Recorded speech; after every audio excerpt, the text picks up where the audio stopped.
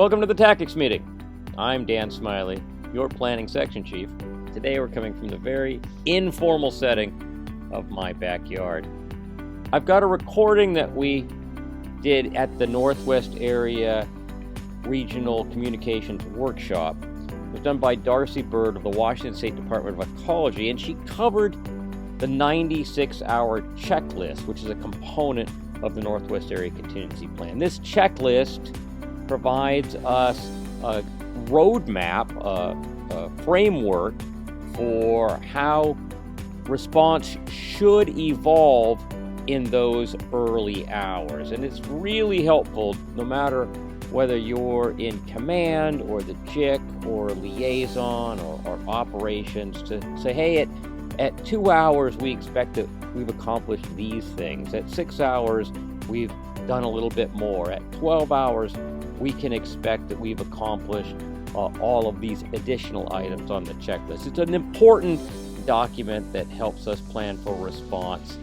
Darcy did a really wonderful job of going through it, and I hope you find it useful. I'm Darcy Bird. I'm from the Department of Ecology. I'm currently the Planning Unit Supervisor for the Preparedness section, so you've probably seen me around if you do contingency planning or geographic response planning, and sometimes I play in the JIC.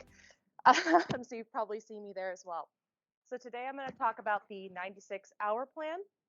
And so the 96-hour plan is a plan that lives within the Northwest Area Contingency Plan, which you can find at rt10wac.com/NWACP.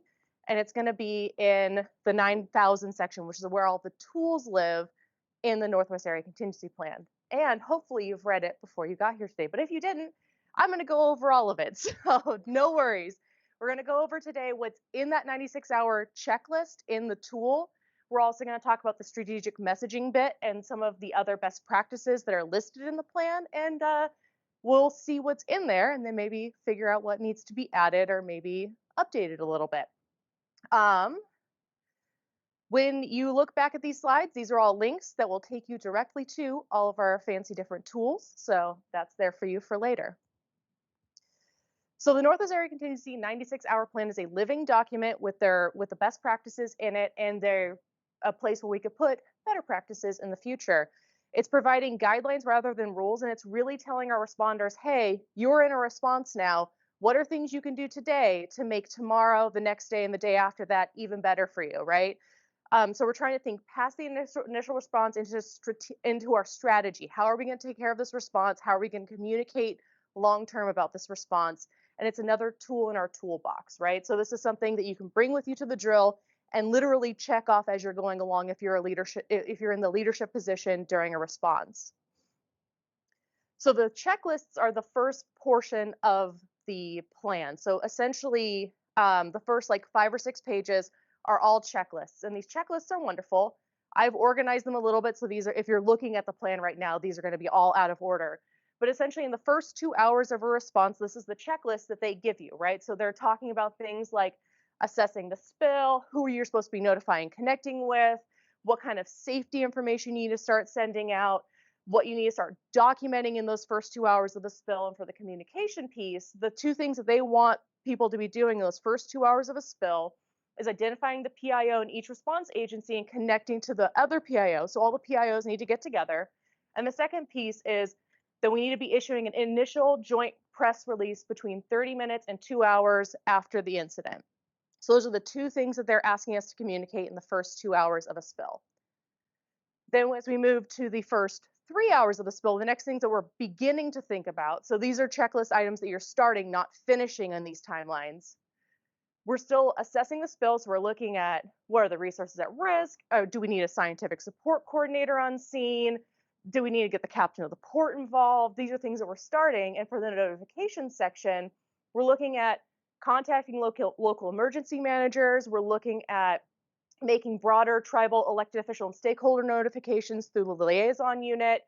And we're also thinking about locating and securing joint command posts. So basically getting everybody in the same room together to start talking to each other and communicating within internally. As we move into hour 5, the things that we're starting to think about are transitioning to a joint command post, so getting into a unified command, evaluating all of our resources at risk. So the environmental unit should be developing their documentation, and then we're looking at different response considerations. And when you're looking at this checklist as a communicator, a lot of these things that are getting started in the EU or in the response area are things that we're going to be communicating about later. So if folks are putting together, identifying and notifying commercial and private fish and shellfish owners, that might be something that we have to communicate about as well, right? That we know that there are these folks in the area and we are communicating with them. And in the bottom, with the communicate section, we have established liaison between governments and governors if you have a cross-border incident. And if we're considering use of dispersants and in situ burning, we're notifying trustees and tribes. So in these early hours, we're already starting to try and communicate out about how we're making decisions within the response, especially around big issues like dispersants and in situ burning. So the next checklist is hour 10, so end of the day. So this is the end of day 1 for the checklists.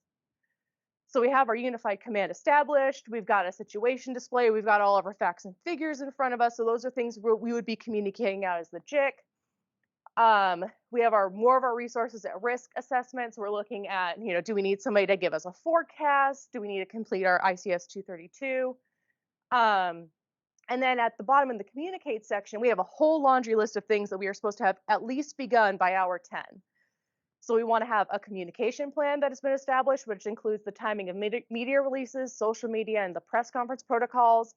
We want to have begun drafting social media plan for the UC approval.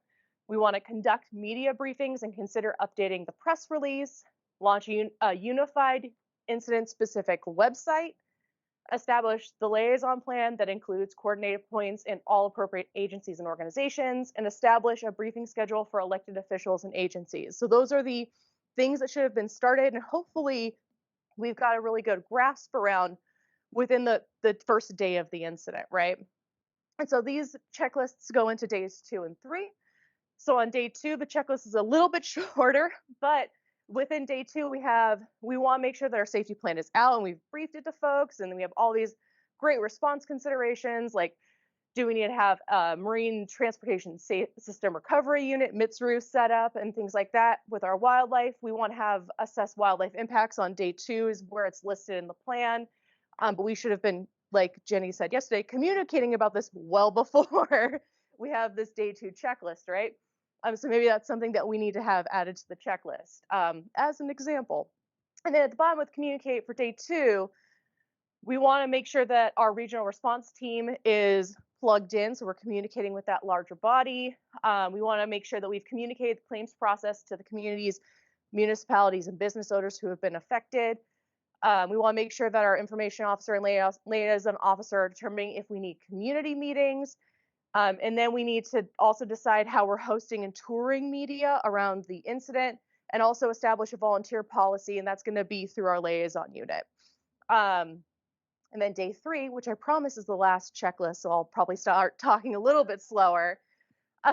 Basically, the day 3 checklist is make sure that you have a battle rhythm moving forward, right? We want to make sure that we know what we're doing. We're adjusting our daily cycle of activities.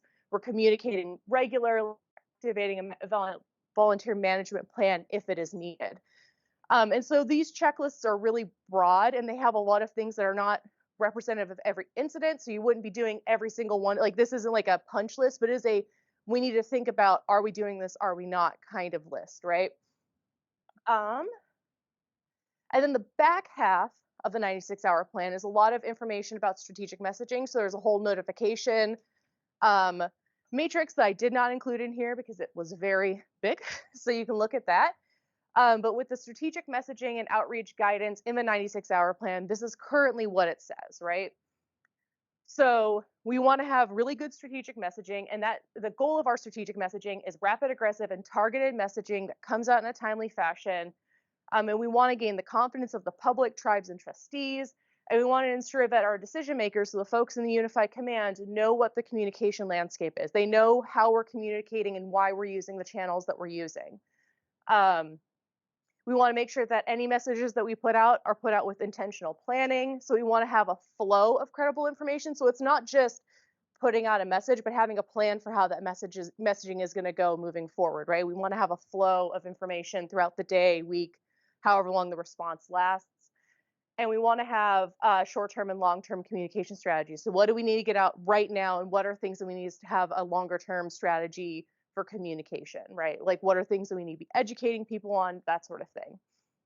And then part of the building on the strategic messaging portion of the plan, it really focuses on that these relationships that we build before a spill happens are going to help us communicate during a spill. So it really emphasizes developing relationships with the media and elected officials before oil ever hits the water, and making sure that when you're building those relationships, you're building trust. So when you do put out messages, those messages are clear and compelling to the local audience, right? Because you've already built the trust of the local area.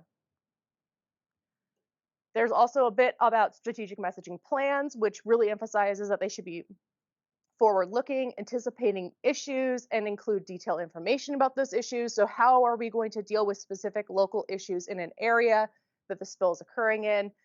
And we want to really get into what are the specific impacts to the community. So we want to be making sure that we're talking to something very specific and not general boilerplate language with these plans. So some of the examples that they list in the plan are using the volume of a spill in terms of potential maximum quantity. And this was something that was listed in the plan, so that's why it's up here. And then getting agreement about what facts can be sent out immediately. So what forms can we use? Where is our credible information coming from? And then being prepared to speak about our broader preparedness plans when we're in those early hours of an incident, to speak to what is our framework for response and the assets being brought to bear on the response. So these are kind of some of the examples that were listed in the 96-hour plan for how to do good strategic messaging. And then there's a little section about risk communication, which focuses on conveying information about public safety, environmental concerns, and security threats. And what they point to is who are the good people to be giving those messages? Is that a NOAA scientific support coordinator? Do you need to pull in an academic expert to help with that risk communication? Are there local emergency managers? So that was part of the thinking about how we're getting our messaging out and how we're talking about risk to our local communities.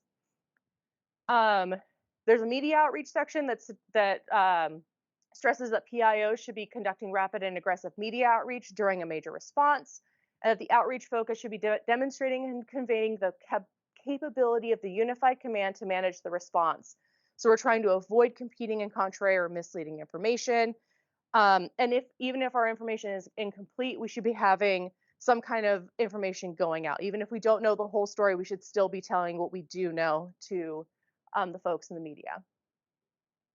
And then there's a really great section about web-based media, television, and print. And really what this boils down to is really getting up quickly onto these web-based platforms, information that is relevant to our audience, and making sure that we're not having an information void. So we're not having a website up that doesn't have anything on it, that sort of thing. And also trying to think ahead about how we get incident-specific websites up and how we make it so that all the folks in the unified command can collaborate on those incident-specific websites. And then also thinking ahead with the social media aspect, who has access to what platforms, and how do we get those messages out on the relevant platforms for our audience when we know that there are certain hiccups in that process, right? So having those open conversations within the JIC to make sure that we know what platforms we can use and why we're using the platforms we're using. And then I'm not going to go too heavily into this, but there is two really great pages about what information should be in the first and second press releases. So just kind of a laundry list of things that we can be adding to those press releases as we know them. And the first press release goes out within 24 hours. The second news release goes within the greater than 24 hours. I believe that is my very quick and dirty summary of everything that's in the 96-hour plan. This is my dog, so hopefully that makes up for how dry this presentation was. She's our local stream enthusiast, so she's the one who's going to be yelling at you about oil in her stream. Thank you for joining us for the tactics meeting.